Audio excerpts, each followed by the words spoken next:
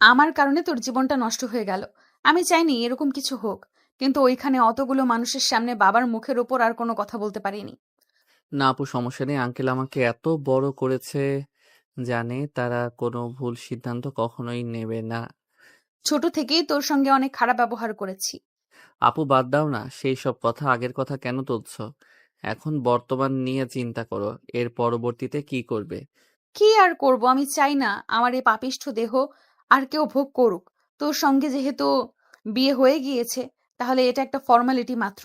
তুই চাইলে তোর পছন্দ করা যে কাউকে বিয়ে করতে পারিস। আমি এতে কোনো অমত করব না। কি বলছো তুমি আপু, মাথা ঠিক আছে? আঙ্কেল আন্টি সবার সামনে কত বড় গলা করে আমার সঙ্গে তোমাকে বিয়ে দিয়েছে। তো কি করব? আমার মতো নষ্ট একটা মেয়েকে তোর জীবনসঙ্গী বানাবি? নেহার কথা শুনে স্বাধীন যেন বাকরুদ্ধ হয়ে যায়। কি বলবে তা বুঝতে পারে না। নিচের দিকে তাকিয়ে থাকে। নেহা তার শরীর থেকে শাড়ি ও গহনা খুলতে লাগে আর বলতে লাগে, দেখ, আমি ভালো করে জানি তোদের মনের কথা সব ছেলেরাই চায় তার স্ত্রী পবিত্র থাক, তার স্ত্রী যেন কখনোই পরপুরুষ না টাচ করে। আর সেখানে আমি ধর্ষিত মেয়ে। তোরও কিছু একটা অধিকার আছে আমার কাছ থেকে, যা আমি কখনো দিতে পারবো না। আর হ্যাঁ, এই বিষয়গুলো মা বাবা যেন জানতে না পারে। আর একটা কথা, সাফ সাফ শোন, আমি তোকে ছোট ভাইয়ের মতো মনে করি। কখনোই তোকে আমার স্বামী হিসেবে মেনে নেব না। স্বাধীন কিছু বলতে যাবে এর আগে নেহা স্বাধীনকে চুপ করিয়ে দিয়ে পুনরায় বলতে লাগে, দেখ, তোর কোনো কথাই শুনতে চাচ্ছি না আমি। আমাকে একটু একা থাকতে দে। বাবা মাকে এত করে বললাম যে থাক, দরকার নেই এসবের। মনে হয় আমি তাদের বোঝা হয়ে গিয়েছিলাম, তার কারণেই আমাকে জোর করে বিয়ে দিতে চাইছিল। সে তো সবার সামনে অপমানিত হলো। থাকবোই না আর এই বাড়িতে, চলে যাব। আপু কি বলছো, তোমার মাথা ঠিক আছে? তুমি চলে যাবে মানে?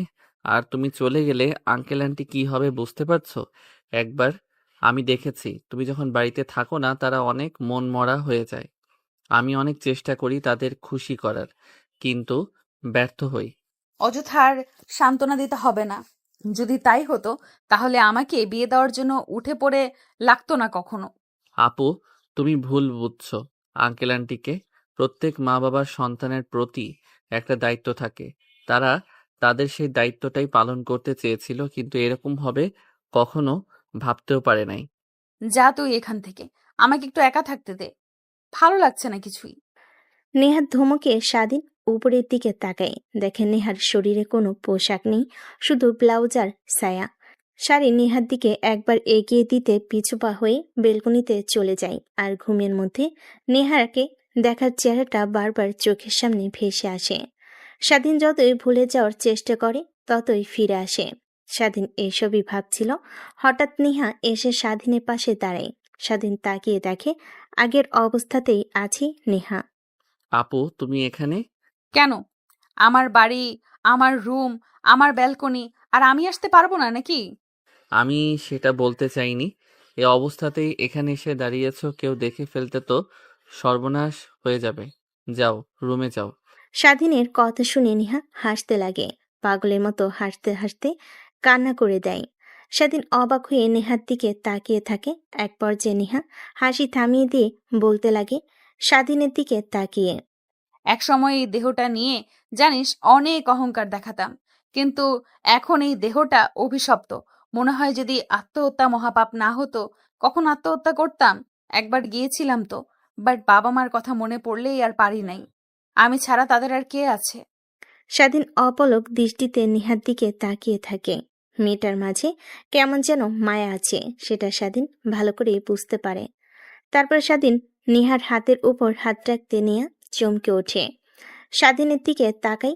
স্বাধীন নেহার দিকে তাকিয়ে মুচকি একটা হাসি দিয়ে বলতে লাগে, আচ্ছা, সবকিছু আগের মতো চাইলেও কি করা সম্ভব? না জানি আগে সবকিছু ফিরিয়ে দিতে পারবো না, কিন্তু নতুন করে বাঁচতে শেখাবো। পুরনো সব স্মৃতি মুছে দিয়ে নতুন করে বাঁচতে শেখাবো। জানি তা কখনোই পারবে না তো। অযথা স্বপ্ন দেখাস না। আমি এমনিতেই তোর জীবনটা নষ্ট করে ফেলেছি, আর চাই না তোর জীবন নষ্ট করতে। তুই তোর মতো, আর আমি আমার মতো। কখনোই স্ত্রীর অধিকার নিয়ে যাব না তোর কাছে। কিন্তু হ্যাঁ, কখনো ডিভোর্স দিস না। আর আমার একটা রিকোয়েস্ট রাখবি? জানি না তুই আদৌ কথাটা রাখবি কিনা। হ্যাঁ বলো। আমি আমার যত সম্ভব চেষ্টা করব কথাটা রাখার। আমি মা হতে চাই, আর চাই তোর সন্তানকে আগলে ধরে বাকিটা পথ চলতে। তো সন্তানের বাবার অধিকার নিয়ে কখনো যাব না তোর কাছে। খালি চাই তাকে জড়িয়ে ধরে বাকিটা পথ চলতে পারি যেন। নেহার কথা শুনে স্বাধীন কিছু না বলে নিচের দিকে তাকিয়ে থাকে। সবাই কত আনন্দ ফুর্তি করছে, কিন্তু তার মনে কোনো আনন্দ নেই। তারপরও বুকের ভেতর কেমন যেন শীতল হয়ে রয়েছে। নেহা সেদিনের প্রশ্নের অনেকগুলো জবাবের জন্য সেখানে দাঁড়িয়ে থাকে, কিন্তু কোনো উত্তর না পেয়ে সেখান থেকে নিরাশ হয়ে চলে যায়। নেহা পাশ থেকে চলে গেলে স্বাধীন তাকিয়ে দেখে, শুধুমাত্র কিছুই বলে না, নিচের দিকে তাকিয়ে থাকে। দেখে তার বাবা মা কতটা খুশি, যেন তারা বলে গিয়েছে কিছুক্ষণ আগে কি হয়েছিল। ফ্ল্যাশব্যাক। আঙ্কেল আঙ্কেল, কিছু টাকা দেবেন? অনেক দিন ধরে কিছু খাই না। অনেক ক্ষুধা পেয়েছে আঙ্কেল, প্লিজ কিছু টাকা দেন। আমার এখান থেকে কয়টা ব্রাশ কিনে নেন। কে তুমি বাবা? তোমার বাবা মা নেই, আর তুমি এই রাস্তার মাঝে এভাবে ব্রাশ বিক্রি করছ? এতটুকু ছেলে হয়ে যদি তোমার ওপর দিয়ে গাড়ি চালিয়ে দেয় তখন কি হবে? তোমার ভাবতে পারছো একবারও? না আঙ্কেল, তা হবে না। আর এই পৃথিবীতে আমার কেউ নেই। জন্মের পর থেকেই রাস্তায় বড় হয়েছি, আর ভিক্ষা করতে আমার অনেক খারাপ লাগে। তাই এক বড় ভাই কিছু টাকা দেয় আমাকে, সেই টাকা দিয়ে ব্রাশ কিনে বিক্রি করি। দেন না স্যার, বেশি না, দুইটা নেন। একটা আপনার জন্য, একটা ম্যাডামের জন্য। মাত্র 50 টাকা। না বাবা, আমার ব্রাশ লাগবে না। এই নাও 1000 টাকা, তুমি কিছু খেয়ে নিও। না স্যার, আমি আপনার কাছ থেকে এতগুলো টাকা নিতে পারবো না। আপনি ব্রাশ নেন, তার বিনিময়ে টাকা দেন। আরে, তোমাকে আমি দিলাম উপহার হিসাবে, আমার লাগবে না। তুমি কিছু খেয়ে নিও, আর আজকে বিক্রি করার দরকার নেই। এই রোদের মধ্যে এভাবে রাস্তায় রাস্তায় ঘুরেছ, অনেক কষ্ট হয় বাবা, তাই না? হ্যাঁ স্যার, অনেক কষ্ট হয়, কিন্তু কি করব, পেটের দায়ে সব করতে হয়। ঠিক তখনই জ্যাম সেরে যায়। এক এক করে গাড়ি চলতে লাগে। স্বাধীন নেহার বাবার কাছ থেকে টাকাটা নেয়, গাড়ি চালিয়ে সেখান থেকে চলে যায়। তারপর স্বাধীন একটা হোটেলে গিয়ে খাবার খেয়ে নেয়। এভাবে চলতে লাগে সেই দিনের পর দিন। প্রতিদিনে নেই জ্যামের মধ্যে ব্রাশ বিক্রি করছিল, তখনই নেহার বাবার গাড়ির গ্লাসে গিয়ে টোকা দেয়। দেখে আজকেও সেই লোকটা। স্বাধীন একটা হাসি দিয়ে সেখান থেকে চলে যেতে যাবে, তখনই পিছন থেকে নেহার বাবা ডাকতে লাগে। স্যার কিছু বলবেন? আজকে আপনার কাছ থেকে টাকা নিতে পারবো না কিন্তু। তা তো বুঝতেই পেরেছি। তোমাকে একটা কথা বলার ছিল। তুমি কি আমার সঙ্গে যাবে? তোমাকে লেখাপড়া করাবো, আর অনেক সুন্দর সুন্দর পোশাকও দেব। আমার বাড়িতে আমার ছেলের মতো বড় হবে। কি বলেন স্যার? সত্যি সত্যি আমাকে স্কুলে পড়াবেন? নতুন নতুন সুন্দর সুন্দর পোশাক দেবেন? হাসিমাখা কণ্ঠে স্বাধীন কথাটা বলে। নেহার বাবা অনেক খুশি হয় স্বাধীনের হাসি মুখ দেখে। নিমিষে স্বাধীনের হাসি মুখ থেকে হাসি হারিয়ে গোমরা মুখে বলে, না স্যার, সরি, মাফ করবেন। কিছুদিন আগে আপনার মতো একটা ভদ্রলোক আমার এক বন্ধুকে রাস্তা থেকে নিয়ে যায়। পরবর্তীতে শুনি আমার বন্ধুকে নাকি তারা চোরাচালানি করে বিদেশে পাচার করে দিয়েছে। সেখান থেকে তার চোখ, নাক, ফোকরা, কিডনি, লিভার এসব কেটে রেখে দেয় আর ওকে ফেলে দেয়। আরে বাবা, তুমি ভুল ভাবছো আমাকে। আমি শহরের নামকরা বিজনেসম্যান। আমার অনেক অনেক টাকা। আমার কেন তোমাকে চোরাচোদানি করতে যাব? চলে আমার একটা মেয়ে ছেলে নেই, তাই চেয়েছি তোমাকে বড় করব আমার ছেলের মতো করে। ভেতর এসে বস। কথাটা বলে নেহার বাবা দরজা খুলে দেয়। স্বাধীন গাড়িতে উঠে বসে। তারপর একটা শপিং মলে যায়। থেকে গাড়ি সাইড করে স্বাধীনের জন্য বেশ কিছু নতুন নতুন জামা কাপড় কিনে দেয়। স্বাধীন দেখে অনেক খুশি হয়। নেহার বাবাকে জড়িয়ে ধরে কান্না করে দেয়। নেহার বাবা স্বাধীনকে শান্ত করে রেস্টুরেন্টে গিয়ে খাবার খায়। এভাবে অনেক করে স্বাধীন অনেক খুশি হয়। নেহার বাবা অনেক ভালো লাগে। বিকেলের দিকে বাসায় নিয়ে যায় স্বাধীনকে। নেহার মা দরজা খুলে দেয়। নেহার বাবার সঙ্গে একটা ছেলেকে দেখে নেহার মা পশুর পশুর দৃষ্টিতে তাকায়। এইটা কে? হ্যাঁ, মানে, তোমাকে রাতে বললাম না, একটা কিউট ছেলে দেখলাম আজ রাস্তাতে, ব্রাশ বিক্রি করছে, অনেক ভালো, আর আত্মমর্যাদাও আছে। আসলে এটাই সেই ছেলে। কি? তুমি যে বললে রাস্তায় একটা ছেলেকে দেখেছো আর তোমার অনেক মায়া লেগেছে, এইটা সেই ছেলে? দেখে তো মনে হচ্ছে কোনো বড়লোক ঘরের ছেলে, রাস্তায় বড় হয়েছে, দেখে তো মনে হয় না। হ্যাঁ, আর ছেলেটার মাঝে কি যেন একটা আছে, অনেক মায়া, তাই নিয়ে আসলাম। আর তুমি তো মা হতে পারবে না, একে আমাদের ছেলের মতো করে মানুষ করব। মেয়েকে আর কতদিন ধরে রাখবো বলো? একসময় বিয়ে দিয়ে তো অন্যের বাড়ি পাঠাতেই হবে। তখন আমাদের কি হবে? নেহার বাবার কথা শুনে নেহার মা সায় জানায়, তারপর স্বাধীনকে কাছে টেনে নিয়ে জড়িয়ে কপালে একটা চুমু দেন। অন্যদিকে সিঁড়ির উপর দাঁড়িয়ে নেহা সবকিছু দেখে আর রাগে ফুঁসতে লাগে। দৌড়ে নেহা তার মায়ের কাছে আসে, স্বাধীনকে সরিয়ে দিয়ে নেহা তার মাকে জড়িয়ে ধরে বলতে লাগে। মা, এই ছেলেটাকে আর তুমি একে জড়িয়ে ধরে কপালে চুমু দিয়েছো, ভুলে যেও না। শুধু তুমি আমাকে কপালে চুমু দিবে, অন্য কাউকে নয়। নেহার কথা শুনে নেহার মা বাবা সবাই হাসতে লাগে। তারপর নেহাকে স্বাধীনকে সোফায় নিয়ে বসিয়ে দেয়, তারপর বলতে লাগে। নেহেমা, শুনুন, আজ থেকে এটা তোমার ছোট ভাই। তুমি কিন্তু অনেক বড় একটা মেয়ে, আর একে কিন্তু ছোট কখনোই একে মারবে না, আর তুমি একে অনেক ভালোবাসবে। আমার কোনো ছোট ভাই নেই, আর তোমরা ওকে ভালোবাসবে মানে তোমরা শুধু আমাকে ভালোবাসবে, অন্য কাউকে নয়। কথা শুনে নেহার বাবা মা অবাক হয়ে যায়। দুজনেই হাসতে হাসতে নেহাকে বোঝাতে লাগে। এক পর্যায়ে বুঝতে পারে, তারপর স্বাধীনকে একটা রুম দেখিয়ে দেয়। স্বাধীন অনেক খুশি হয়। তারপর স্কুলে ভর্তি করিয়ে দেয়। নেহা স্বাধীনকে দুই চোখে দেখতে পায় না, সবসময় পেলে ওকে মারে, আরো অনেক আজে বাজে কথা বলতে লাগে। সারাদিনের খারাপ লাগলে রুমে গিয়ে দরজা আটকে দিয়ে কান্না করতে লাগে। নেহার মা বাবা কেউ জিজ্ঞেস করলে কিছুই বলে না। এভাবে কেটে যায় অনেকটা দিন। দেখতে দেখতে স্বাধীন কলেজে উঠে, আর নেহা ভার্সিটিতে। স্বাধীন, ওই স্বাধীন, তোকে না বললাম আজকে আমি ভার্সিটিতে যাব আর আমার পোশাকগুলো স্ত্রী দিয়ে যেতে, আর এখনো কেন দিসনি? মানে আপু, আজকে আমার কলেজের প্রথম দিন, তাই একটু ফ্রেশ হচ্ছি। ফ্রেশ হতে আর হবে না, তোর যে চেহারা, মেয়েরা দেখলে এমনিতেই 200 হাত দূরে চলে যায় তোকে দেখে, আর কেউ ভালোবাসবে না। এত ফ্রেশ, এত পরিপাটি হয়ে কোনো লাভ নেই, বুঝলি? আপু, বুঝতে পারছি। এখন এত কথা বলে আর কোনো লাভ নেই, যা তাড়াতাড়ি আমার জামাগুলো ইস্ত্রি করে দে। কথাটা শুনে নেহা তার পোশাকগুলো রেখে নেহার পোশাকগুলোকে ইস্ত্রি দিয়ে দিতে লাগে। নেহার জামা কাপড় দেওয়া হয়ে গেলে নেহা রুমের দিকে অগ্রসর হয়। নেহার রুমের কর্নারে, কিন্তু নেহা দরজাটা খোলে না। হালকা ধাক্কা দিতে দরজাটা খুলে যায়। দরজা দিয়ে নেহার রুমে প্রবেশ করে। ঠিক তখনই নেহা ওয়াশরুম থেকে বের হয়, শরীরে একটা টাওয়াল পেঁচিয়ে, যা শরীরের অর্ধেক অংশ দেখা যায়। নেহা আর স্বাধীন দুজনে চিৎকার দিয়ে ওঠে। ঠিক তখনই নেহার মা উপরে উঠে আসে। নেহা তড়িঘড়ি করে ওয়াশরুমে চলে যায়। কি হয়েছে তোদের? তোরা দুইজন এভাবে চিৎকার দিয়ে বাড়িটা মাথায় তুলে নিলি? না মানে আন্টি, একটা তেলাপোকা ওয়াশরুম থেকে বের হয়ে এদিকে এসেছে। আমি চিৎকার দিয়েছি, আর ওয়াশরুমে থাকলে নেহা ও চিৎকার দেয়। ধুর, তোরা দুজন পারস্য বটে। আমি ভাবলাম কি না কি হয়েছে, রান্না রেখে চলে এসেছি। কথাটা বলেই স্বাধীনকে খুন্তি দিয়ে আলতো করে একটা বাড়ি দিয়ে সেখান থেকে হাসতে হাসতে চলে আসে। স্বাধীন সেখানেই দাঁড়িয়ে থাকে। নেহা দরজাটা খুলে এইদিক ওইদিক তাকিয়ে ভিতরে ঢুকে স্বাধীনের কাছে এসে ঠাস ঠাস করে থাপ্পড় লাগিয়ে দেয়। স্বাধীন নিচের দিকে তাকিয়ে থাকে। ছোট লোকের বাচ্চা, রুমে আসবি তুই নক করে আসবি না? আর তুই কি সব দেখে ফেলেছিস আমার? না আপু, কিছুই দেখিনি। আমি ওই দিকে তাকিয়েছিলাম না, অন্যদিকে তাকিয়েছিলাম। ও গড, বাঁচা গেল। অন্যদিকে স্বাধীন নিচের দিকে তাকিয়ে মুচকি মুচকি হাসতে লাগে। তারপর জামাগুলো এগিয়ে দেয়। দরজার কাছে এসে পিছনে ফিরে নেহার দিকে তাকিয়ে হাসতে হাসতে বলতে লাগে। তোমাকে মিথ্যা কথা বলেছি আপু, আমি তোমার সব দেখে ফেলেছি, আর তোমার বুকে ওই তিলটা অনেক জোস। স্বাধীনের কথা শুনে নেহা অগ্নিমূর্তি ধারণ করে।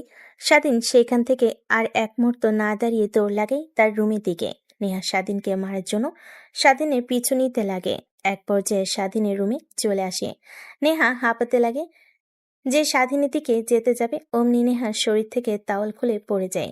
স্বাধীন বড় বড় দৃষ্টিতে তাকে দু হাত দিয়ে নিজের চোখ বন্ধ করে ফেলে।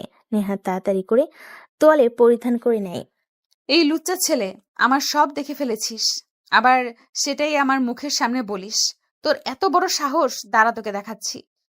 আপু, তুমি আর কি দেখাবে? যা দেখার তা তো দেখেই ফেলেছি। আগে তুমি নিজেকে সামলাও। ছোট ভাইকে মারতে আসো, আর তো সামলাতে পারো না। স্বাধীনের কথা শুনে নেহা অনেক লজ্জা পায়। স্বাধীনকে একটা থাপ্পড় লাগিয়ে দিয়ে সেইখান থেকে চলে যায় বর্তমানে কথাগুলো ভেবে স্বাধীনের মুখে অজান্তেই হাসি রেখা ফুটে ওঠে। ব্যালকনিতে আর না দাঁড়িয়ে রুমে এসে দেখে নেহা উপর হয়ে শুয়ে আছে। স্বাধীন বারবার নেহার কোমরের দিকে দৃষ্টি যায়, ধীরে ধীরে যেন মাতাল হয়ে যেতে লাগে। স্বাধীন প্রতিনিয়ত নিজেকে সামলাতে লাগে, কিন্তু একটা মেয়ে তার রুমে শুয়ে আছে, তার কোমর দেখা যাচ্ছে। এটা একটা ছেলেকে কাবু করার জন্য যথেষ্ট। স্বাধীন নিজেকে আর কন্ট্রোল করতে না পেরে খাটের উপর বসে পড়ে। নেহা পেছন ফিরে তাকিয়ে স্বাধীনকে দেখে। কিরে, কিছু বলবি? না, কিছু বলবো না, অনেক ঘুম পাচ্ছে, একটু সাইড দেবে, ঘুমাবো। কি একই বিছানায় তোর সঙ্গে ঘুমাবো? ইম্পসিবল। এই যে বালিশ নিয়ে যা, সোফায় গিয়ে ঘুমিয়ে পড়ো। ন্যাকামি করা হচ্ছে। একটু আগে বেলকনিতে কি বলে আসলেন মনে নেই? বাচ্চার মা হতে চান।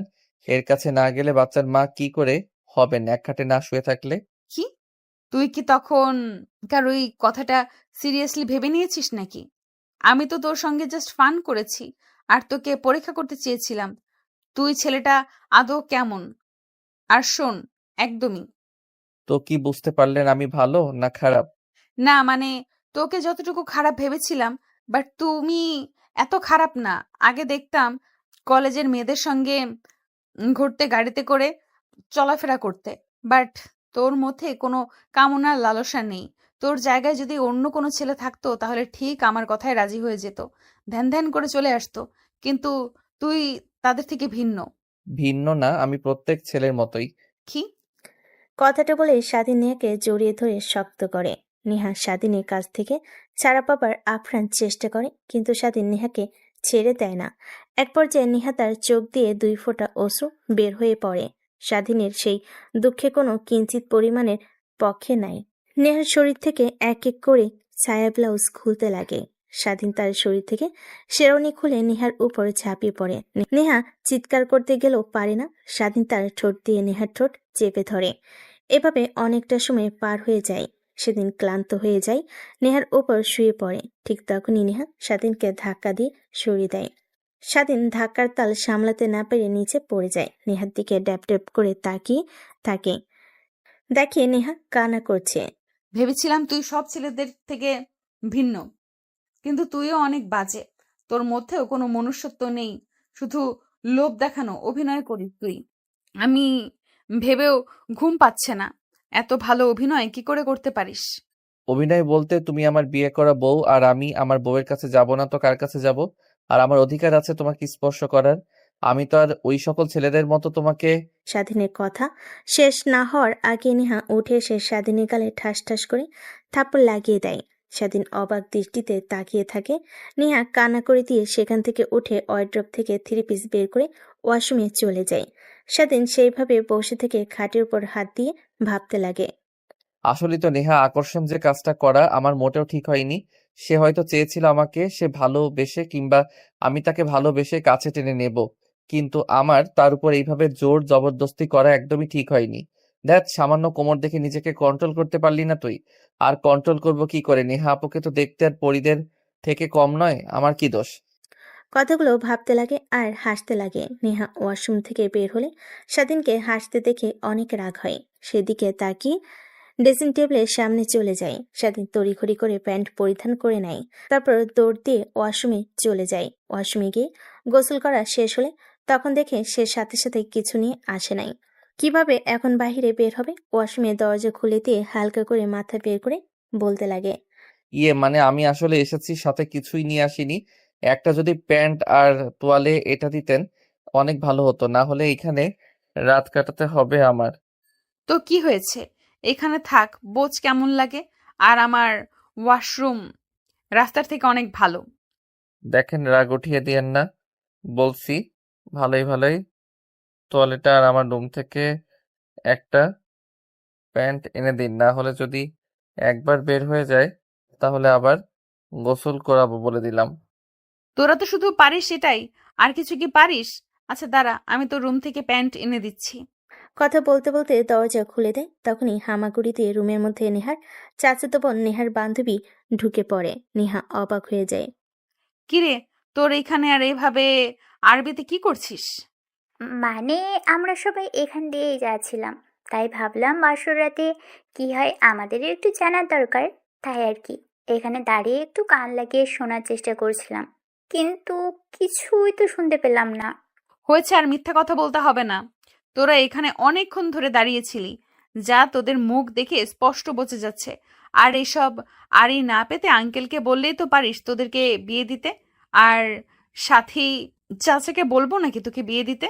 সমস্যা নেই আপু, যদি স্বাধীন বাজার মতো কিউট একটা ছেলে খুঁজে পাও তাহলে আঙ্কেলকে বলিও, আমার এতে কোনো মত নেই।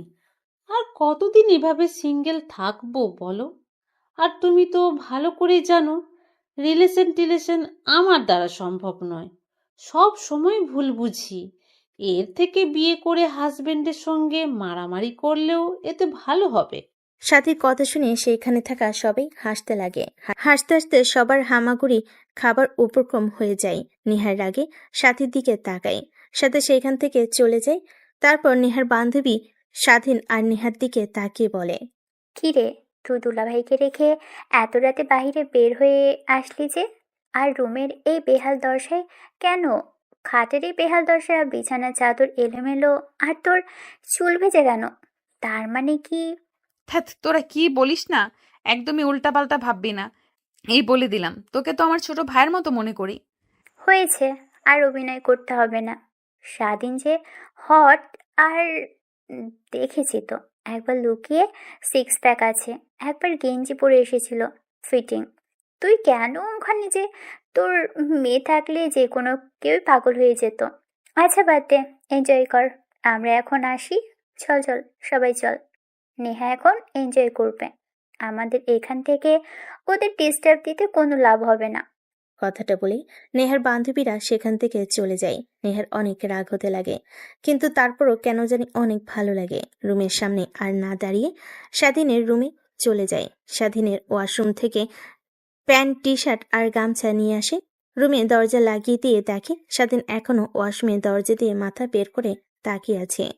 নেহা স্বাধীনের কাছে গিয়ে হাতে গামছা, প্যান্ট, টি শার্ট দিয়ে আসতে যাবে, অমনি ফ্লোরে পানি থাকায় পিচ্ছিল হয়ে যায়। পা পিছলে পড়ে যেতে যাবে, অমনি স্বাধীন বের হয়ে নেহাকে ধরে ফেলে। ঠিক আছে না, আপনি কিছুতে হয়নি, আঘাত লাগেনি তো? স্যার বলছি স্যার, এইভাবে এই খালি শরীর নিয়ে বাহিরে আসছিস তো শরম করছে না? এখন যদি কেউ রুমে চলে আসে তখন কি হবে? দেখ, তুমিও না, রুমে কি আসতে যাবে? সবাই জানে রুমে ইউক্রেন আর রাশিয়ার যুদ্ধ হচ্ছে, তাই সবাই বিপদসীমার বাহিরে আছে। ইউক্রেন আর রাশিয়ার যুদ্ধ, তাই না? তারা তোকে দেখাচ্ছি যুদ্ধ কি হয়, কত প্রকার আর কিভাবে হয়।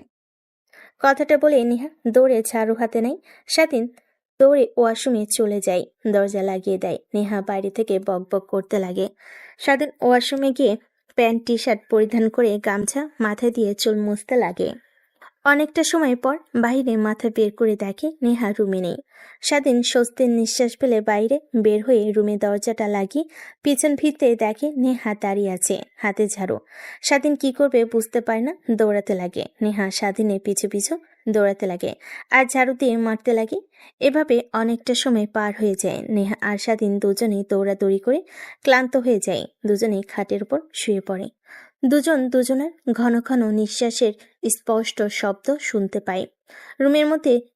রুমের মধ্যে চিনচিন নীরবতা বিরাজ করে। এভাবে কখন যে ঘুমিয়ে যায় বুঝতে পারে না। সকালবেলা স্বাধীনের ঘুম ভেঙে যায়। দেখে আশপাশ থেকে আজানের ধ্বনি ভেসে আসছে। স্বাধীন উঠে পড়ে ওয়াশরুমে যায়, ফ্রেশ হয়ে আসে। দেখে নেহা উঠে চোখ কসলাচ্ছে আর হাম দিচ্ছে। কিরে, এত তাড়াতাড়ি সকাল হয়ে গেল? সবে তো মাত্র ঘুমোলাম, অনেক ঘুম পাচ্ছে। লাইট অফ করে দে তো। লাইট অফ করবো মানে? যান, এখন ওয়াশরুমে ফ্রেশ হয়ে আসেন, নামাজ পড়বো, ফজরের আজান দিয়েছে। থ্যাত, যা পরে পরে নিব, এখন ঘুমাতে দে। রাতে ঠিকমতো ঘুমাতে পারি নাই কিন্তু।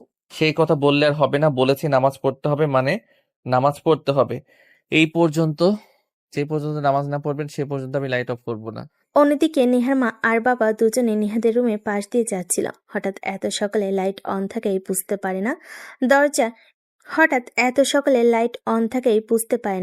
দরজায় কান লাগাতেই স্বাধীন নেহার কথাবার্তা শুনতে পায়, আর মা বাবা হাসতে হাসতে তাদের উপরে চলে যায়। তারপর নেহার বাবা সোফায় বসে বলতে লাগে, জানো নেহার মা, আমি হয়তোবা মেয়েটার জীবনসঙ্গী হিসেবে স্বাধীনকে বেছে নিয়ে কাজটা ঠিক করেছি, কারণ একমাত্র তোমার মেয়েকে কন্ট্রোল করতে পারবে স্বাধীন, তাছাড়া অন্য কেউ একদমই পারবে না। কিন্তু নেহা ওই বিষয়ের পর থেকে অনেকটা চেঞ্জ হয়ে গিয়েছে। আগের মতো আর অহংকার করে না। কিন্তু দেখেছো, জানি না স্বাধীনকে আগেও মেনে নিতে পারবে কিনা। আমাদের উচিত ছিল নেহার মত জানার। কি করতাম, হ্যাঁ? সবার সামনে অপমানিত হতে হতো। যদি তখন জোরে সোরে না বলতাম, আমার মান-সম্মান কোথায় যেত একবারও ভেবে দেখেছ? ফ্ল্যাশব্যাক। পুরো বাড়িটা লাইটিং দিয়ে আচ্ছাদিত, চারপাশটার আনন্দে পরিপূর্ণ, সবাই হাসি খুশি। তার মাঝে একজনের মুখে বিন্দুমাত্র হাসি, তার মাঝে একজনের মুখে বিন্দুমাত্র খুশি আসেনি। অনেকগুলো প্রাইভেট কার বাড়ির মধ্যে প্রবেশ করে, সবাই খুশি হয়ে সেদিকে এগিয়ে যায়। বরকে বরণ করে স্টেজে বসিয়ে দেয়।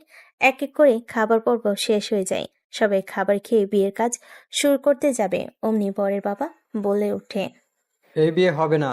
আর কাজী সাহেব, আপনি বিয়ে পড়ানো বন্ধ করুন। আর এই তুই উঠে পড়। এই বিয়ে তোকে করতে হবে না। তোকে এর থেকে ভালো মেয়ের সঙ্গে বিয়ে দিব। ভাই সাহেব, কি বলছেন আপনি? মাথা ঠিক আছে আপনার? মাথা আমার একদমই ঠিক আছে। আপনাদের মাথায় সমস্যা না হলে কিভাবে ভাবতে পারলেন যে একটা ধর্ষিতা মেয়েকে আমার ছেলের সঙ্গে বিয়ে দিব? আমাদের কি সমাজে কোনো মূল্যবোধ নেই? ভাবতে পারবেন একবারও? আপনার ধর্ষিতা মেয়েকে বিয়ে করলে সমাজের সামনে আমরা মুখ দেখাতে পারবো কিনা? নেহার বাবা আর কিছু বলে না, মাটির দিকে তাকিয়ে থেকে পুরো বাড়ি বিয়ের আমেজটা নিমিষেই বন্ধ হয়ে যায়। নেহার বাবার কোনো প্রতিউত্তর না দেখে বরের বাবা আবার বলতে লাগে, কি ব্যাপার ইমরান সাহেব, কিছু বলছেন না যে? বলুন, কিছু বলুন। আপনার ধর সেটা মেয়েকে কে বিয়ে করবে? আছেন এইখানে এমন যে আর ধর্ষিতা মেয়েকে বিয়ে করবে? কার রুচি এত নগণ্য? আমার মেয়ের বিয়ে হবে এখন, আর আপনার সামনে, কিন্তু আপনার ছেলের সঙ্গে নয়। আর কি বলছেন, আমার মেয়ে কি কেউ বিয়ে করবে? এখন বললে 1000টা ছেলের লাইন দাঁড়িয়ে যাবে। আর আপনি কি বলছেন এসব? আপনি দাঁড়ান, আপনার আর আপনার ছেলের সামনে আমার মেয়ের বিয়ে হবে। বাবার সামনে বড় গলা করে কথাটা তো বলেই ফেললেন। এখন দেখি কে আপনার ধর্ষিতা মেয়েকে বিয়ে করে। বাবা, স্বাধীর, এদিকে এসো তো। হ্যাঁ আঙ্কেল, কিছু বলবেন? হ্যাঁ, বলবো। আমার মেয়েকে বিয়ে করবে তুমি। আর আজকে সবার সামনে, এই জানোয়ারের বাচ্চা তুই উঠ, দেখ তোর সামনে আমার মেয়েকে বিয়ে দেব। আর মিস্টার জায়েদ শিকদার, কাজটা আপনি মোটেও ঠিক করেননি। কিভাবে সবার সামনে অপমান না করলেও আমাকে আর আমার মেয়েকে পারতেন। আর দেখেন, আমার মেয়েকে কেউ বিয়ে করবে না কথাটা গুললেন না, নিমেষের মাঝেই দেখেন আমার মেয়েকে আপনার চোখের সামনে বিয়ে দেব। আর কাজী এসে বিয়ের কার্যক্রম শুরু করেন। বরের জায়গাটাই শুধু স্বাধীন। আর যদি বাবার নামটা খুব জানার ইচ্ছা হয়, তাহলে নিজের নাম লিখে দিয়েন। নেহার বাবার কথা শুনে সবাই অবাক হয়ে যায়। তারপর কাজী সাহেব বিয়ের কার্যক্রম শুরু করে দেয়। স্বাধীন কিছু বলতে পায় না। তারপরও নেহার বাবার মান সম্মান রক্ষাতে সবার সামনে রাজি হয়ে যায়। কাজী সাহেব বলতেই স্বাধীন কবুল বলে দেয়। কি হয়েছে জায়েদ খান? আপনি তো অনেক বড় বড় কথা বলেছেন, আমার মেয়েকে কেউ বিয়ে করবে না। এখনই কি দাঁড়িয়ে দাঁড়িয়ে দেখার ইচ্ছে করছে, নাকি ঘাড় ধাক্কা দিয়ে গার্লস থেকে বের করে দেব? ভালোই ভালোই আপনার আত্মীয়স্বজন নিয়ে এখান থেকে চলে যান, যদি আপনার মান সম্মানটা রাখতে চান। আমার আবার মানুষত্ব আছে, সবার সামনে বড় গলা করে বলতে পারতাম, বাট আমার মধ্যে বিবেক আছে, তা করব না। চলে যান এখান থেকে। নেহার বাবার কথা শুনে সেখান থেকে বরের বাবা আর তার সাথে আসা সবাই চলে যায়। নেহার বাবা সোফায় বসে মাথায় হাত দিয়ে চিন্তা করতে লাগে। স্বাধীন গিয়ে নেহার বাবার পাশে বসে পড়ে, তারপর বলতে লাগে, আঙ্কেল চিন্তা করবেন না, যা হবার তা তো হয়ে গেছে। আর নেহা ম্যামের তো এখানে কোনো হাত নেই। ওই জানোয়ারের বাচ্চারা তো চারটা, আর না বললাম, ওদের সাথে ওরা একদিন একদিন দেখবেন ধানের জয় পাবে। হ্যাঁ বাবার, জানি। আর তোমাকে অনেক অনেক ধন্যবাদ সবার সামনে রাজি হওয়ার কারণে। আর জানি না তুমি অন্তত নেহাকে মেনে নিবে কিনা, তোমার থেকে সিনিয়রও। বাকি কথা বলতে না দিয়ে স্বাধীন পুনরায় বলতে লাগে, আঙ্কেল রাস্তা থেকে তুলে এনে বড় করেছেন, লেখাপড়া করিয়েছেন, আপনাদের ঋণ কখনোই শোধ করতে পারবো না, এটা ভালো করে জানি। পরিশেষে নেহা ম্যামকে বিয়ে করে যদি সামান্য পরিমাণ ঋণ শোধ করতে পারি, আমার কাছে অনেক কিছু। আর আমি মনে করি আমার জন্য যাও ভালো হবে, আপনি তাই করবেন। স্বাধীনের কথা শুনে নেহার বাবার অনেক ভালো লাগে। নেহা সেখানে আর না থেকে রুমে চলে আসে। তারপর নেহার বাবা একটা প্যাকেট স্বাধীনকে দিয়ে দেয়। স্বাধীন প্যাকেটটা হাতে নিতে নেহার বাবা বলে, আর শেরনি পায়জামা, এগুলা রুমে গিয়ে পরিধান করে নাও। তোমাকে দেখে কেউ বলতে পারবে না আর বুঝতে পারবে না এখন তুমি আমার মেয়ের জামাই। কথাটা বলে নেহার বাবা হাসতে লাগে। স্বাধীন সেখান থেকে উঠে রুমে চলে যায়। বর্তমান এখন আল্লাহর কাছে দোয়া করি যেন দুজনকে একত্র করে রাখে। ছোট থেকে তো দেখে এসেছি দুজন দুজনার যেন শত্রু। এখন কি হয়েছে হয়। ধ্যাত, তুমি এমনি এমনি চিন্তা করছো। দেখো, সব ঠিক হয়ে যাবে। আর একে অপরকে ছাড়া এক মুহূর্ত থাকতে পারবে না। আমার কথার সঙ্গে তুমি মিলিয়ে নিও একদিন। তাই যেন হয়, এই দোয়াই করি। আর ঘুমাবো না, আজান দিয়েছে, নামাজ পড়ে তারপর ঘুমাই। হুম। অন্যদিকে নেহা নামাজ পড়বে না। স্বাধীন হাত ধরে নেহাকে খাট থেকে কোলে তুলে নিয়ে ওয়াশরুমে এসে দাঁড় করিয়ে দেয়। নেহার মুখে পানি মারতেই নেহার ঘুম দূর হয়ে যায়। নেহা উঠে স্বাধীনের দিকে রাগী দৃষ্টিতে তাকিয়ে থাকায় স্বাধীন মুচকি একটা হাসি দিয়ে অজু করতে বলে নেহা অজু করে নেয়। তারপরে ওয়ার্ড্রোব থেকে জায়নামাজ বের করে বিছিয়ে দেয়। নেহাকে দাঁড় করিয়ে স্বাধীন সামনে দাঁড়িয়ে পড়ে, নামাজ পরিধান করে নেয়। নামাজ পড়া শেষ হলে স্বাধীন পিছন ফিরে তাকিয়ে দেখে নেহা তার দিকে ড্যাপ ড্যাপ করে তাকিয়ে আছে। কি হয়েছে, এভাবে তাকিয়ে আছো কেন? নামাজ পড়া হয়েছে? না কিছু না, আর নামাজ শেষ। ভালো, চলো বেলকনিতে গিয়ে দাঁড়াই। কি না, একদমই না। আমার একটুও ভালো লাগছে না। রাতে তো ঠিকমতো ঘুমাতে দেয়নি, এখন আবার জোর করে উঠে নামাজ পড়লে। এখন অন্তত আমাকে শান্তি মতো ঘুমাতে দাও। আচ্ছা ঠিক আছে, বুঝতে পারছি। চলো বেলকনিতে গিয়ে দাঁড়াই। যদি মাইন্ড আর মন ভালো না হয়, ঘুম যদি তোর থেকে উড়ে না যায়, তখন আমাকে বল। স্বাধীনের কথা শুনে নেহা মজা নেয়। স্বাধীনের কথা শুনে নেহা জায়নামাজ থেকে উঠতে চায় না। স্বাধীন জোর করে নেহাকে কোলে তুলে নিয়ে এসে বেলকনিতে দাঁড় করায়। সকালের ঠান্ডা বাতাস নেহার শরীরে পড়তেই কেঁপে ওঠে। কেন জানি পরিবেশটা অনেক ভালো লাগে নেহার। কিন্তু স্বাধীনকে বুঝতে না দিয়ে রাগী দৃষ্টিতে তাকায়। কি হয়েছে এখন আবার এভাবে তাকিয়ে আছেন কেন? তাকিয়ে আছে কেন বুঝতে পারছিস না? যেভাবে ব্যালকনিতে নিয়ে এসেছিস একইভাবে খাটে রেখে আয় না, না হলে তোর কিন্তু খবর আছে। রেখে আসবো, কিছুক্ষণ দাঁড়িয়ে সকালের পরিবেশটা উপভোগ করেন। এই সময় তো আমার অনেক ভালো লাগে, নামাজ পড়ে বেলকনিতে দাঁড়িয়ে আশেপাশে সেটা দেখতে অনেক ভালো লাগে। দেখেন না ওই ছেলে বাচ্চাগুলো টুপি মাথায় দিয়ে হাতে কায়দা নিয়ে কোথায় যাচ্ছে, বলতে পারবেন? না বলতে পারবো না, বাট আমার মনে হচ্ছে আমিও ঠিক এইভাবেই ছোটবেলায় কোথায় জানি যেতাম। ও আচ্ছা, তার মানে আপনি কোরআন শরীফও পড়তে জানেন? কখনো পড়তে দেখিনি তো। পার্টি একটু একটু। আচ্ছা ওয়েট, তুই কি করে জানলি আমি কোরআন শরীফ পড়তে জানি? আমি তো মাঝে মাঝে রাতের বেলা মন চাইলে পড়তাম, নিশি রাতে কেউ যখন ঘুমিয়ে থাকতো সবাই। নেহার কথা শুনে স্বাধীন মুচকি একটা হাসি দেয়। এই পরিবেশটার সাথে স্বাধীনের হাসি যেন নেহাকে আরো পাগল করে দিতে লাগে, কিন্তু স্বাধীনকে বুঝতে দেয় না। সেইভাবে অনেকটা সময় পার হয়ে যায়। নেহার অনেক ভালো লাগে। হঠাৎ করে স্বাধীন নেহাকে কোলে তুলে নেয়। সোমের আপসিকতায় নেহা চমকে স্বাধীনের গলা জড়িয়ে ধরে রাগী দৃষ্টিতে তাকায়। স্বাধীন নেহাকে রুমে নিয়ে এসে খাটের উপর শুয়ে দিয়ে এসে শুয়ে পড়ে। নেহা উঠতে যাবে অমনি স্বাধীন নেহাকে শক্ত করে জড়িয়ে ধরে শরীরের উপর গা দিয়ে ঘুমিয়ে পড়ে। নেহা কিছু বলতে গেলে কিস করে দেয়। নেহা কিছু বলতে পায় না, এক পর্যায়ে চুপ করে ঘুমানোর চেষ্টা করে। একটু পর তারা দুজনেই ঘুমিয়ে যায়। নেহার ঘুম ভেঙে গেলে ঘড়ির দিকে তাকিয়ে দেখে সকাল 9টা বাজে। তড়িঘড়ি করে শোয়া থেকে উঠে বসে। স্বাধীন পাশে শুয়ে আছে ছোট বাচ্চাদের মতো। নেহা স্বাধীনের দিকে এক পলক তাকিয়ে উঠে ওয়াশরুমে চলে যায়। ওয়াশরুম থেকে বের হয়ে ড্রেসিং টেবিলের সামনে বসে থেকে চুল আঁচড়াচ্ছিল। স্বাধীনের ঘুম ভেঙে সামনে নেহাকে এমন অবস্থায় দেখে অনেক ভালো লাগে। শুয়ে থেকে ড্যাপ ড্যাপ করে তাকিয়ে থাকে। নেহা স্বাধীনের দিকে আয়নায় দেখে স্বাধীন তার দিকে ড্যাপ ড্যাপ করে তাকিয়ে আছে। পিছন ফিরে স্বাধীনের দিকে তাকিয়ে নেহা বলতে লাগে, হয়েছে, আর কত ঘুমাবি? যা তাড়াতাড়ি গাড়ি গিয়ে বের কর, কলেজে যেতে হবে। এই বিয়ে বিয়ে করে অনেক দিন হলো কলেজে যাওয়া হয়নি, অনেকগুলো চ্যাপ্টার পিছে পড়ে গেলাম। আচ্ছা ঠিক আছে, আমি এখনই রেডি হয়ে আসছি। আর শোন আরেকটা কথা, আমাদের যে বিয়ে হয়েছে এইটা তুই আবার যেন কলেজের কাউকে বলিস না, তাহলে আমার কিন্তু মান সম্মান ধুলোয় মিশে যাবে।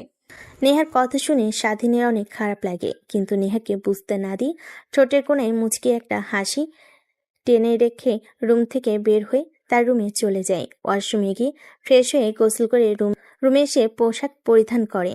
একটা ব্যাগ কাঁধে নিয়ে বাইরে গাড়িতে এসে অপেক্ষা করতে লাগে। একটু পরে চলে আসে, গাড়িতে উঠে বসে। পাশের সিটে স্বাধীনে ব্যাগ দেখতে পেয়ে নেহা গাড়িতে বসে প্রশ্ন করে। কিরে, ব্যাগটা কার? আর তোকে না বললাম আমাকে ডাক দিতে? ডাক দিলে না কেন? একে তো অনেক লেট হয়ে গিয়েছে। আমি ভাবলাম তুই এখনো রেডি হোসনি, তার জন্যই বসেছিলাম রুমে। সরি ম্যাম, আর ব্যাগটাতে আমার বই আছে, অনেকদিন হলো আমি ক্লাস করি না, তাই ভাবলাম আজকে ক্লাস করব। ক্লাস করবে মানে? তুই পড়ালেখাও করিস? মানে আপনি যে কলেজে পড়েন আমি ওই কলেজে ভর্তি হয়েছি ইন্টার ফার্স্ট ইয়ারে। গ্রাম থেকে এসএসসি পরীক্ষা দিয়ে এসেছিলাম, তাই ভাবলাম লেখাপড়াটা যেন চালিয়ে যেতে পারি, তাই ভর্তি হয়েছিলাম। ক্লাস করা হয়েছে দুই একবার আপনার চোখ ফাঁকি দিয়ে, তাই ভাবলাম এখন তো ফ্রি, তাই আর কি। আচ্ছা ঠিক আছে, তা বুঝতে পারছি। এখন মন দিয়ে গাড়ি চালা, আর আমি ফোন করলেই চলে আসিস। বেশিক্ষণ ক্লাস করব না, জাস্ট বান্ধবীদের সঙ্গে দেখা করে আসব আর নোটগুলো নিয়ে আসব। স্বাধীন মাথা দিয়ে হ্যাঁ বোঝায়। তারপর সেখান থেকে সোজা কলেজ পার্কিং লটে গাড়ি রেখে নেহা তার ক্লাসরুমে, স্বাধীন তার ক্লাসরুমে চলে যায়। স্বাধীন ক্লাসরুমে গিয়ে বসতেই পাশে তাকিয়ে দেখে একটা ছেলে বসে আছে, খাতে কি যেন লিখছে। স্বাধীন কৌতূহল নিয়ে ছেলেটাকে প্রশ্ন করে। আচ্ছা, তুমি মনোযোগ দিয়ে কি করছো? আর বলিও না ভাই, কালকে স্যার একটা ম্যাথ করতে দিয়েছেন, ক্লাসের কেউ পারেনি, আমিও পারি নাই, তাই ম্যাথটা তুলে নিয়ে গিয়েছিলাম। রাতভর চেষ্টা করেছি, তাও পারি নাই। এখন চেষ্টা করছি, দেখি পারি কিনা। যদি পারি, স্যার অনেক বাহবা দিবে। ও আচ্ছা, দেখি আমিও ম্যাথটা পারি কিনা। ছেলেটা কৌতূহল নিয়ে স্বাধীনের দিকে তাকায়। বেশ কিছুক্ষণ তাকিয়ে থাকার পর বলতে লাগে। তুমি কে? তোমাকে তো চিনতে পারলাম না। আমি তো প্রত্যেকদিন নিয়মিত ক্লাস করি, বাট তোমাকে কখনো তো দেখি নাই। ভর্তি হয়েছি, বাট ক্লাস করতে খুব একটা আশা হয়নি, মাসে একবার কি দুইবার এসেছি, তাই হয়তো দেখোনি আমাকে। ও আচ্ছা, তাই হবে বোধহয়। আর এই নাও, দেখো তো পারো কিনা। তারপর স্বাধীন ম্যাথটা দেখে বুঝতে পারে অনেক কঠিন, বাট সে পারবে। তারপর সেটাকে বুঝিয়ে বুঝিয়ে ম্যাথটা কমপ্লিট করতে লাগে। প্রায় 10 মিনিট পর কমপ্লিট করে ছেলেটা স্বাধীনের দিকে ড্যাব ড্যাব করে তাকিয়ে থাকে। বাহ, তুমি তো অনেক জিনিয়াস। তুমি ক্লাসে ঠিক মতো আসো না, তারপরও এত কঠিন একটা ম্যাথ তুমি সলিউশন করে ফেলেছো। যেখানে আমাদের মতো ক্লাস টপারও পারে নাই, সেখানে তুমি কিনা ঠিক মতো ক্লাস নাইস ইউ কমপ্লিট করলে। ক্লাসে না আসলে কি হবে? আমি প্রত্যেক দিন রাতের সময় পেলে বই খুলে একটু পড়ি, বাট খুব একটা মনোযোগ দিতে পারে না, সব সময় কাজ করতে হয়। আচ্ছা, বাদ দাও। তারপর স্বাধীন আর ছেলেটা দুজন দুজনের সঙ্গে কথা বলতে লাগে। ক্লাস টাইম শুরু না হয় স্যার এখনো ক্লাসে আসেনি। একটু পর ক্লাসরুমের বাইরে থেকে, অর্থাৎ মাঠ থেকে অনেক হট্টগোল শোনা যায়। সবাই কৌতূহল নিয়ে বাইরে বের হয়। তাদের পিছু পিছু স্বাধীনও ছেলেটাও বাইরে চলে আসে। স্বাধীন বাইরে এসেই তো অবাক হয়ে যায়। একটা ছেলেকে জুতা দিয়ে মারছে আর চারিদিকে গোল করে সবাই তাকিয়ে তাকিয়ে শুধু তামাশা দেখছে। স্বাধীন দৌড়ে নিচে চলে যায়, ভিড় ঠেলে নেহাকে বের করে নিয়ে আসতে লাগে। অনবরত বলতে লাগে। কুত্তার বাচ্চা, ওর অত বড় সাহস, তুই আমাকে বাজে প্রস্তাব দিস? তোর মতো ছেলে আমার পায়ের জুতা সাফ করারও যোগ্য না, আর তুই কিনা আমাকে উল্টোপাল্টা কথা বলিস। আজ তোর একদিন কি আমার একদিন। এই তুই ছাড় ওকে, আমি দেখে নিব। আরে ম্যাম, পাগল হয়েছেন নাকি? আপনি ওর মতো বখাটে ছেলেকে এভাবে অপমান করলেন, ও যদি প্রতিশোধ নেয়। আগে তুই আমাকে ছাড়, ওর কত বড় সাহস আমাকে আজে বাজে কথা বলে। নেহা ছেলেটাকে আজে বাজে কথা বলতে লাগে। স্বাধীন বাধ্য হয়ে নেহার মুখ চেপে ধরে কলেজের পিছে নিয়ে গিয়ে একটা গাছের নিচে বসিয়ে দেয়। নেহা অনবরত হাঁপাতে লাগে। স্বাধীন নেহার দিকে তাকিয়ে থাকে।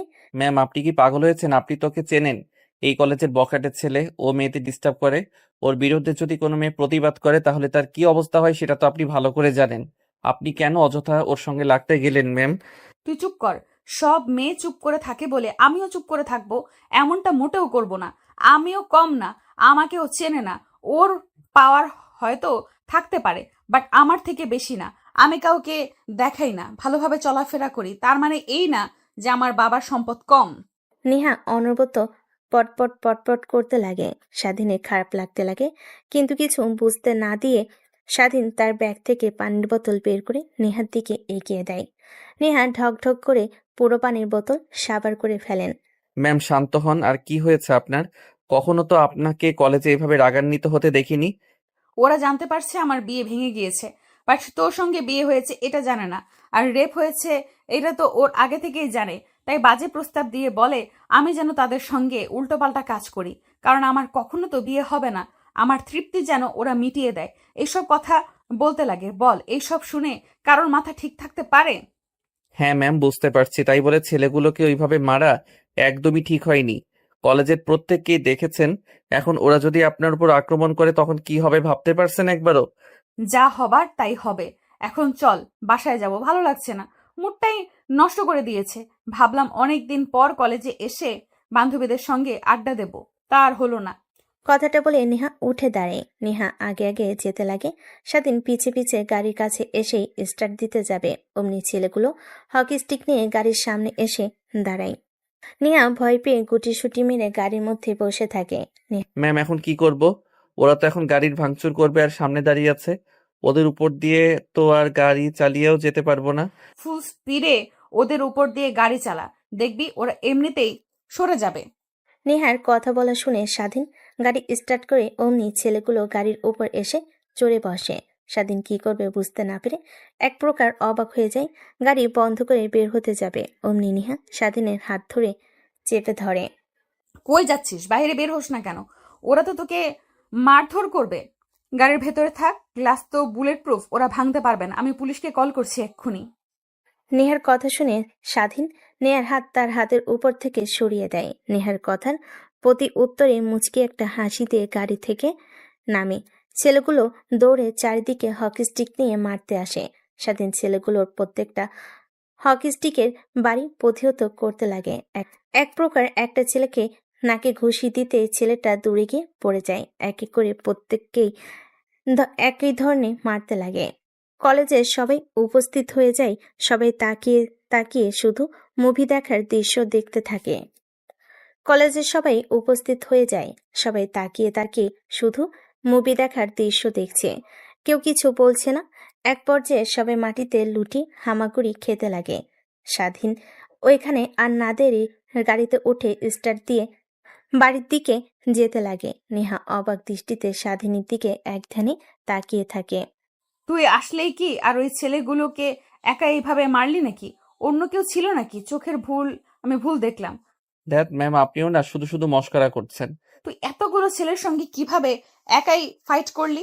আমার মাথাতে কিছুই ঢুকছে না। যেখানে কিনা পুরো কলেজের সবাই ওদের বিরুদ্ধে দাঁড়াতে ভয় করে, আর সেখানে তুই একাই ওদের মারতে মেরে উপকাত করে মাটিতে ফেলে দিয়েছিস। ম্যাম, আমি গ্রামের ছেলে, গ্রামের টুকটাক ফাইটিং শিখেছিলাম। বন্ধুরা মিলে একটা গ্যাং তৈরি করেছিলাম। আমাদের গ্রামে অনেক চুরি হতো, ডাকাতি হতো। তার প্রতিরোধ করার জন্য এক পর্যায়ে সবাই ভয় পেয়ে আমাদের গ্রামে আর ডাকাতি চুরি করতে আসে নাই। সে অভিজ্ঞতা এখন রয়ে গিয়েছে। আচ্ছা, বুঝতে পারছি। নেহার সঙ্গে কথা বলতে বলতে গাড়ি এসে বাড়ির সামনে দাঁড় করে। নেহা নেমে পড়ে। স্বাধীন পার্কিং লটে গাড়ি রেখে বাসার মধ্যে ঢুকতে যাবে, অমনি সাই করে 3টা গাড়ি বাসার ভিতর প্রবেশ করে। দেখে মাঝখানে গাড়ি থেকে নেহার বাবা দৌড়ে বের হচ্ছে। স্বাধীনকে দেখতে পেয়ে নেহার বাবা দৌড়ে এসে জড়িয়ে ধরে বলতে লাগে। বাবা, তোমাকে অনেক অনেক ধন্যবাদ আমার মেয়েকে বাঁচানোর জন্যে। তুমি কলেজে কি করেছ, নেহা কি করেছে সব আমার কানে এসেছে। আমি আগে থেকেই বলেছিলাম তোর বডিগার্ড লাগবে, বডিগার্ড রাখবা। ও আমার কথা একদমই শোনে না। ও বারবার বলে যে আমি সাধারণ মানুষের মতো চলাফেরা করি। আর যদি তুমি না থাকতে তাহলে ওর কি হতো বাবা, বুঝতে পারছো? আঙ্কেল, আমি তো আছি নাকি? আর আমার সামনে দিয়ে আমার স্ত্রীকে কেউ গায়ে হাত দিবে, আমি এটা তাকিয়ে তাকিয়ে দেখব। ওদের জ্যান্ত মাটিতে পুঁতে রাখবো। স্বাধীনের কথায় নেহার বাবা স্পষ্ট ভয়ঙ্কর কিছু বুঝতে পারে। নেহার বাবা মুচকি একটা হাসি দিয়ে বাসার ভেতর ঢুকে যায়। স্বাধীন রুমের দিকে চলে যায়, দেখে রুমে কিছুই নেই। পাশ দিয়ে একটা মেয়ে যেতে নিলে স্বাধীন দাঁড় করিয়ে বলে। আচ্ছা খালা, আমার রুমে তো কিছুই নেই, জামা কাপড়, খাট, পালঙ্ক। এখন আমি কোথায়? ও বাবা, তুমি এসেছো? মেম সাহেব বলল যে তোমার রুম থেকে সবকিছু সরিয়ে ফেলতে আর জামা কাপড় যা যা প্রয়োজনীয়তা আছে নেহার রুমে নিয়ে গিয়ে রাখতে। তাই সবাই সেই রুমে নিয়ে গেছে। এখন থেকে তো নেহার রুমই তোমার রুম, তাই না? ও আচ্ছা। তারপর স্বাধীন সোজা নেহার রুমের সামনে চলে যায়। দরজায় নক করতেই কোনো সারা শব্দ পায় না। হালকা করে খুলে যায়। স্বাধীন ভিতরে প্রবেশ করে দেখে নেহা ওয়াশরুমে গোসল করছে। তাই সবাই বসে ফোন বের করে দেখছিল। ফোন চাপছিল, এমন সময় ফেসবুকে একটা নোটিফিকেশন আসে। নোটিফিকেশনটা অন করতে দেখে একটা ফ্রেন্ড রিকোয়েস্ট। স্বাধীন সেই দিকে কোনো পাত্তা না দিয়ে ফোন দেখতে লাগে। এক পর্যায়ে নেহা বাহিরে বের হয়। সামনে স্বাধীনকে দেখতে পেয়ে প্রশ্ন করে, কিরে, তুই এই রুমে কি করছিস? ম্যাম, আপনি হয়তোবা ভুলে গিয়েছেন আমাদের বিয়ে হয়েছে আগামীকাল। আন্টি আর আমার সব জামা কাপড় প্রয়োজনীয় জিনিস আপনার রুমে সেট করেছে, তাই এই রুমে আজ থেকে আমারও রুম। কি মা বাবা আর কি কিছু করবে আমার সাথে আল্লাহই জানে। কেন যে বিয়েতে রাজি হলাম, কেন সবার সামনে বাবার মুখের ওপর বললাম না, তাহলে তো আর আজ এই দিন দেখতে হতো না। একটা ফকিন্নির বাচ্চার সঙ্গে রাত কাটাতে হবে একই রুমে, জানলে গায়ের মধ্যে কাঁটা দিয়ে উঠছে। স্বাধীন কথাগুলো শুনে বুকের বাঁ পাশে ব্যথা হতে লাগে, কিন্তু কিছুই বলে না। ফোন দেখতে লাগে। নেহা তারপর পোশাক পরিবর্তন করে খাটের উপর গিয়ে শুয়ে পড়ে। স্বাধীন উঠে আলমারি খুলে দেখে এক এক করে পোশাক রাখা। স্বাধীন পোশাক আর তোয়ালে নিয়ে ওয়াশরুমে চলে যায়। নেহা মুচকি একটা হাসি দেয় আর আনমনি ভাবতে লাগে, দেখি কতদিন এই অবহেলা সহ্য করতে পারো, আর কতদিন আমাকে তোমার কাছে না নিয়ে দূরে দূরে রাখো। আমার মনে হয় না যে আমাকে ছেড়ে তুমি চলে যাবে। আবার ভয় হয় যদি চলে যাও, কিন্তু পরীক্ষা তো করতে হবে। আবার যদি সব ছেলেদের মতো আমার বাবার সম্পত্তির দিকে নজর দাও, তখন কি হবে? আচ্ছা, ও কি আমাকে ভালোবাসে নাকি? যদি ভালো না বাসতো তাহলে রাতে ওগুলো কি ছিল? ধ্যাৎ, কিছুই মাথায় নিতে পারছে না। বের হোক, ওকে পরীক্ষা করব। নেহা ভাবতে লাগে কি বলা যায়। এমন সময় খট করে দরজা খুলে বাইরে বের হয় স্বাধীন। নেহা সেদিকে তাকিয়ে চোখ ফেরাতে পারে না। স্বাধীনের শরীরে এখনো টপ টপ করে পানি বের হচ্ছে। শরীরের প্রতিটা ধরন যেন লোমহতর দৃষ্টি কেমন যেন লাগতে লাগে, যেন স্বাধীনকে কাছে পেলে সে খুব লেখাবে এমন। স্বাধীন আয়নার দিকে তাকিয়ে দেখে নেহা তার দিকে ট্যাপ ট্যাপ করে তাকিয়ে আছে। স্বাধীন সেদিকে কোনো ভ্রুক্ষেপ না দেখে পোশাক পরিধান করে নেয়। স্বাধীন রুম থেকে বের হতে যাবে, অমনি পিছন থেকে নেহা বলতে লাগে, দেখ, তুই আর আমি ভালো করে জানি যে আমাদের সম্পর্কটা কখনোই মিলন হবার নয়। তো অযথা এই সম্পর্কটা টিকে রাখার কি দরকার বল? ঠিক বুঝতে পারলাম না ম্যাম, কি বুঝতে চাচ্ছেন আপনি? দেখ, আমি বলতে চাচ্ছি যে সম্পর্কটা কখনো পূর্ণতা পাবার নয়। সেই সম্পর্কটা রেখে কি লাভ? আর আমি তো তোকে কখনো আমার স্বামী হিসেবে মেনে নিব না। ঠিক তুইও জানিস, কখনো এই ধর্ষিতা মেয়েকে তোর স্ত্রী হিসেবে মানবি না। এটা আমি ভালো করেই জানি। তাই বলছি কি, আমাদের মধ্যে এই সম্পর্কটা না রেখে ডিভোর্স নিয়ে দেখ। ডিভোর্স কথাটা শুনে আবার এই ভাবিস না যে তোকে বাসা থেকে বের করে দেব। আমার বাবার ছেলের মতন মনে করে তোকে আমাদের কোম্পানিতে একটা চাকরি দিয়ে দেব। আপনারা যা ইচ্ছে তাই করবেন, বাট আমি আপনাকে ডিভোর্স দিতে পারবো না। কারণ ম্যাম আর স্যার আমাকে হাত জোর করে বলেছে আপনি যত যাই বলুন না কেন আমি যেন আপনাকে ডিভোর্স না দেই। আরও বলেছে যে কিছুদিন হলে আপনি এমনিতেই সবকিছু মেনে নিবেন। কি বাবা মা কি বলছে? আচ্ছা, আমি শুনে আসছি।